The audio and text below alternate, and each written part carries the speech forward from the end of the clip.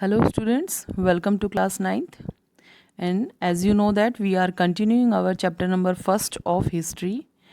The name of the chapter is फ्रांसीसी क्रांति। इस चैप्टर के अंदर बच्चों हम फ्रांसीसी क्रांति की शुरुआत के बारे में पढ़ रहे थे। तो बच्चों जैसा कि आपने देखा था कि हमने अपनी लास्ट वीडियो में फ्रांसीसी समाज के बारे में पढ़ा था कि किस तरह से जो फ्रांसीसी समाज है वो 3 वर्गों में बटा हुआ था। प्रथम एस्टेट, द्वितीय एस्टेट और तृतीय एस्टेट। जो प्रथम 2 एस्टेट थे यानी कि पादरी वर्ग का और जो कुलीन वर्ग, ये 2 एस्टेट थे जो इनको विशेष अधिकार प्राप्त थे और जो है किसी प्रकार का उनको कर भी नहीं देना होता था।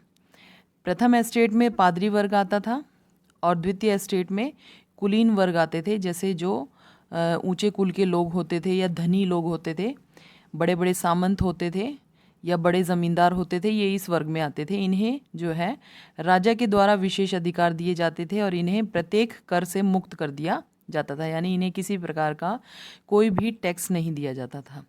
और जो तीसरा एस्टेट था जिसके अंदर जैसे भूमिहीन किसान हैं, कारीगर हैं, शिल्पकार हैं, जैसे ऐसे जो किसान जिनके पास थोड़ी ज़मीनें हैं या शिक्षित वर्ग, ये जो इस एस्टेट के अंदर जो है कुछ शिक्षित वर्ग भी आता था, जैसे वकील हैं, जैसे जज हैं या शिक्षक हैं या जिस तरह से इंडस्ट्रियलिस्ट हैं, मतलब इस तरह के, या व्यापारी वर्ग है जो इसी जो है स्टेट के अंदर आता था। इन लोगों के ऊपर जो है बहुत अधिक करों का जो दबाव था, यानी कि राजा ने इन लोगों के ऊपर सारे कर लाद रखे थे कि हर प्रकार का कर जो है इन्हीं को ही देना होता था।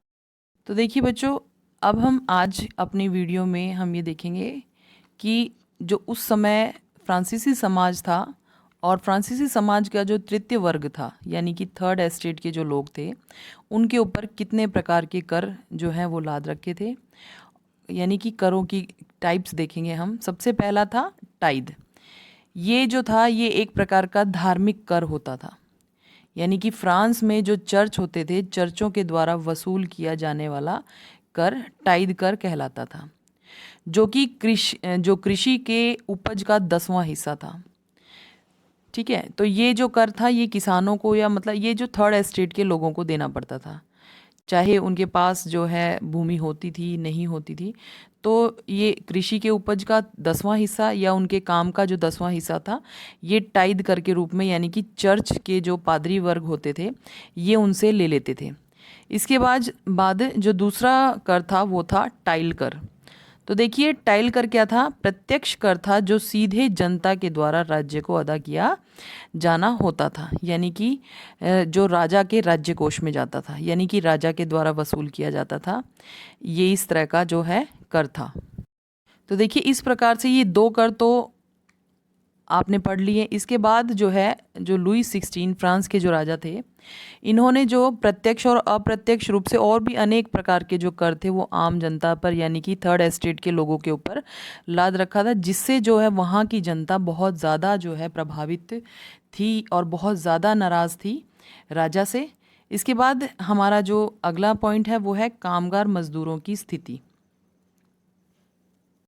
तो देखिए कामगार मजदूर यानी कि काम करने वाले जो मज़दूर थे, जिनके पास ज़मीनें नहीं होती थी, जो मेहनत मजदूरी करके अपने जो है घर का, अपने मतलब जो अपना पेट पालते थे, तो इन लोगों की स्थिति कैसी थी? अधिकतर जो कामगार होते थे वो कारखानों में काम करते थे और उनकी मजदूरी मालिक तय करते थे, यानी कि मालिकों के हाथ में होता था कि उन्हें कितना जो है वेतन दिया जाएगा।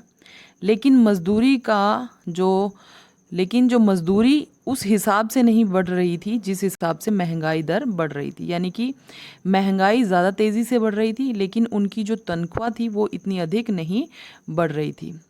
वहाँ के लोग जो थे, समक्ष जीविका संकट उत्पन्न हो रहा था। वहाँ के लोगों के जो समक्ष था वो मतलब जीवन जीने का जो संकट था वो बहुत ज़्यादा पैदा हो रहा था, यानी कि देखिए महंगाई बहुत ज़्यादा है लेकिन जो उनका जो वेतन था वो बहुत कम है, तो इससे जो है उनका जो जीवन यापन नहीं हो पा रहा था। अपने जीवन के जो अपने दैनिक जो खर्च हैं वो नहीं चला पा रहे थे। तो देखिए जब कभी सूखे और ओले का प्रकोप जो होता था, इससे पैदावार भी जो है नष्ट हो जाती थी, यानी कि उनका जीवन और भी ज़्यादा कठिन हो जाता था। यानी कि जो किसान होते थे छोटे मोटे, जो मुश्किल से अपनी फसलों को उगाते थे, तो कई बार प्राकृतिक जो है प्रकोप के कारण भी, जैसे ओले पड़ जाना या ठंड जैसे सूखा पड़ जाना, तो इस वजह से जो है उनकी फसलें भी नष्ट हो जाती थी, तो रही हुई जो उनकी पूंजी थी वो भी नष्ट हो जाती थी। तो उनको अपना जीवन चलाना बहुत ज़्यादा कठिन हो गया था उनके लिए।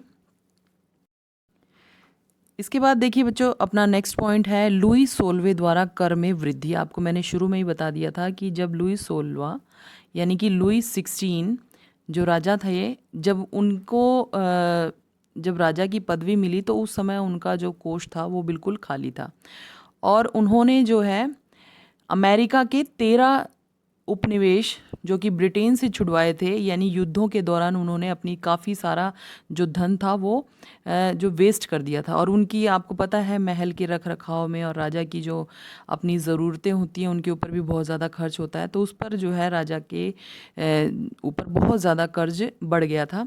तो राजा ने जो है विचार किया कि किस तरह से जो है राज्य कोष को भरा जाए या राज्य की जो कमाई है उसको बढ़ाया जाए। तो देखिए इन्होंने जो है करों में वृद्धि करने की सोची। देखिए लुईस जो 16वां था, उसके कर बढ़ाने के निम्नलिखित कारण थे।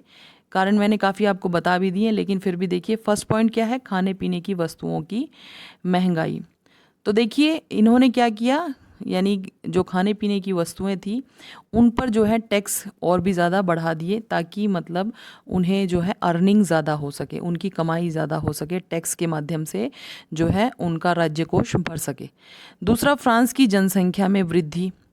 तो देखिए आपको पता है कि उस समय जो है बहुत ज़्यादा जो है प्राकृतिक प्रकोप के कारण जो है फसलें वगैरह नष्ट हो रही थी, और जो जनसंख्या है वो तीव्र गति से बढ़ रही थी। तो इसके कारण क्या है, जो महंगाई है जो वो बढ़ गई थी, खाने पीने की वस्तुएं जो है कम पड़ रही थी फ्रांसीसी जनता के सामने। तो इसके बाद देखिए जो थर्ड पॉइंट है वो है सरकार पर कर्ज। मतलब इसके कारण भी जो था लुई 16 ने जो है कर्ज जो करों को बढ़ाना शुरू कर दिया, क्योंकि उसे जो है अपने राज्य कोष को भरना था, और अपने जो ऊपर इतना कर्ज जो उसका हो गया था उस कर्ज को चुकाने के लिए सरकार ने क्या किया, जो करों को बढ़ाना शुरू कर दिया। वित्तीय संसाधन में कमी। राजा के समय में जो लुई 16 था उसके समय में जो संसाधन थे, यानी कि धन के जो सोर्स थे, यानी पैसा कमाने के जो सोर्स थे वो बहुत कम थे, और बार बार जो है युद्धों की मार के कारण जो उसका रहा हुआ राज्य कोष था जो वो भी समाप्त होने जा रहा था। तो ये बहुत सारे कारण हैं जिनके कारण जो है उन्होंने जो है कर बढ़ाने शुरू कर दिए थे। तो देखिए ये जो नीति लुई 16 ने अपनाई थी आम जनता के प्रति और अपनी समस्या को निपटाने के लिए, उन्होंने क्या किया था, जो आम जनता थी, थर्ड एस्टेट के लोग थे, उन पर बहुत ज़्यादा जो है करों का बोझ डाल दिया था। यही कारण था, सबसे प्रमुख कारण जो फ्रांसीसी क्रांति का यही था। तो देखिए इसको वन बाय वन हम डिस्कस कर लेते हैं। सबसे पहले देखिए खाने पीने की वस्तुओं की महंगाई। आपको मैंने अभी बताया था थोड़ी देर पहले कि किस तरह से जो है महंगाई भत्ता, यानी कि जो महंगाई थी वो ज़्यादा जल्दी से बढ़ रही थी, लेकिन जो मेहनत मजदूरी जो लोग कर रहे थे उनका जो वेतन इतनी तीव्रता से नहीं बढ़ रहा था। तो खाने पीने की जो वस्तुएं महंगी होती जा रही थी, उन्हें खरीदने में सक्षम नहीं हो पा रहे थे फ्रांसीसी लोग। तो जिसके कारण क्या है, लोगों के अंदर आक्रोश था, लोग जो थे परेशान थे, राजा से नाखुश थे। तो क्रांति का यह भी सबसे बड़ा कारण था। दूसरा कारण था फ्रांसीसी क्रांति का करों में वृद्धि। राजा ने अपने राज्य कोष को भरने के लिए और अपने कर्ज को जो है मिटाने के लिए या चुकता करने के लिए लगा लीजिए आप, तो उन्होंने क्या किया था, लोगों के ऊपर जो है कर लाद दिए थे, यानी प्रत्यक्ष और अप्रत्यक्ष रूप से दोनों रूपों से जो है कर बढ़ा दिए थे। यानी कि जो भी वस्तु वो खरीदते थे, यहाँ तक कि जैसे नमक के ऊपर भी टैक्स लगा रखा था। रोज़मर्रा की जो आम ज़रूरतें थी, छोटी छोटी ज़रूरतें, उनको पूरा करने के लिए भी लोगों को टैक्स देना पड़ता था। तो इससे जो है फ्रांसीसी जनता बहुत ज़्यादा भड़क गई थी। इसके बाद देखिए लुई सरकार का निरंकुश शासन। तो ये देखिए जो करों में जो बढ़ोतरी है ये राजा की निरंकुशता को दर्शाती है कि जब राजा को ये पता है कि जो उस समय प्राकृतिक जो संकट के कारण बहुत से लोगों की फसलें नष्ट हो जाती थी, ठंड बहुत ज़्यादा थी उस साल, फसलें भी जो है नष्ट हो गई थी और लोगों के पास जो है इतना अधिक पैसा भी नहीं था, और फिर भी जो है राजा ने अपनी मतलब लोगों की ज़रूरतें पूरा करने की बजाय जो उस समय जो लोगों की आम ज़रूरत थी, जिसको ये लोग जैसे डबल रोटी कहते हैं, जो मज़दूर खा करके अपना पेट भरते थे, तो उनकी कीमतें भी बहुत ज़्यादा बढ़ा दी। यानी कि आम जो उनकी दैनिक चर्या की जो चीज़ें थी उन सभी की कीमत बढ़ा दी। साथ में जो है उनके ऊपर भिन्न भिन्न प्रकार के टैक्स लाद दिए। तो इन सभी चीज़ों से ये दिखता है कि उस समय जो राजा लुई 16 थे वो जो थे निरंकुश थे। उनकी निरंकुश शासन से जो लोग थे काफ़ी परेशान थे, और इस वजह से जो है वो क्रांति हुई। जो फ्रांस की क्रांति का सबसे बड़ा कारण ये भी था कि राजा जो थे वो निरंकुश थे।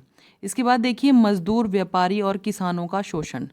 ये आपको बार बार बताया जा रहा है कि किस तरह से मजदूर हैं, मजदूरों के वेतन में बढ़ोतरी नहीं हो रही थी। व्यापारियों पर भिन्न भिन्न प्रकार के टैक्स लगा दिए गए थे। अगर वो मान लीजिए अपने ही इलाके में भी अगर व्यापार करते थे तो उन्हें जो है सीमा शुल्क देना पड़ता था। बाहरी राज्यों में तो जा कर के उनको बहुत ज़्यादा शुल्क जो है देने पड़ते थे, बहुत ज़्यादा टैक्स देने पड़ते थे। तो व्यापारी वर्ग भी जो इससे काफ़ी परेशान था, और किसान जो था, किसान पहले से ही काफ़ी परेशान था क्योंकि उनकी जो फसलें थी नष्ट हो चुकी थी, उनके पास खाने के लिए कुछ नहीं था। तो ये जो तीनों वर्ग थे, और इन्हीं देखिए ये वर्ग पहले से ही परेशान थे क्योंकि इनकी जो है आवश्यकताएं पूरी नहीं हो रही थी। साथ के साथ जो ये लुई 16 राजा था, इन्होंने जो है टैक्स को भी जो है इन्हीं के ऊपर लाद रखा था, यानी कि सबसे ज़्यादा टैक्स यही वर्ग देता था। तो क्रांति का सबसे प्रमुख कारण भी यही था कि जो राजा थे, राजा ने कभी इनकी जो है दशा को समझा नहीं, और ये पहले ही बहुत परेशान थे और इनके ऊपर करों का जो है बोझ लाद दिया। इसके बाद लास्ट है दार्शनिकों के विचार। तो देखिए जो दार्शनिक थे, यानी कि जो समाज को जागरूक करने वाले लोग, ठीक है ना, ये चाहते थे कि जो समाज है इसमें प्रत्येक वर्ग के व्यक्ति को आज़ादी मिलनी चाहिए, समानता मिलनी चाहिए, और जो प्रशासनिक व्यवस्था उच्च कोटि की होनी चाहिए, और मतलब प्रत्येक व्यक्ति को आज़ादी मिलनी चाहिए, अपनी पसंद की सरकार जो है बनाई जा सके। और ये राजतंत्र से बिल्कुल परेशान हो गए थे, ये एक राजा का राज नहीं चाहते थे। लुई 16 के जो शासन को लोग पसंद नहीं कर रहे थे, ये चाहते थे कि जो फ्रांस के अंदर लोकतंत्र आए, प्रत्येक व्यक्ति को समानता का अधिकार मिले, स्वतंत्रता का अधिकार मिले, वोट डालने का अधिकार मिले। तो देखिए ये कुछ ऐसे पॉइंट्स थे जिनके माध्यम से ये पता चला कि जो फ्रांसीसी क्रांति है वो किस प्रकार से, किन कारणों से हुई थी। तो देखिए ये सभी आपको पॉइंट्स क्लियर हो गए होंगे। Thank you, have a nice day.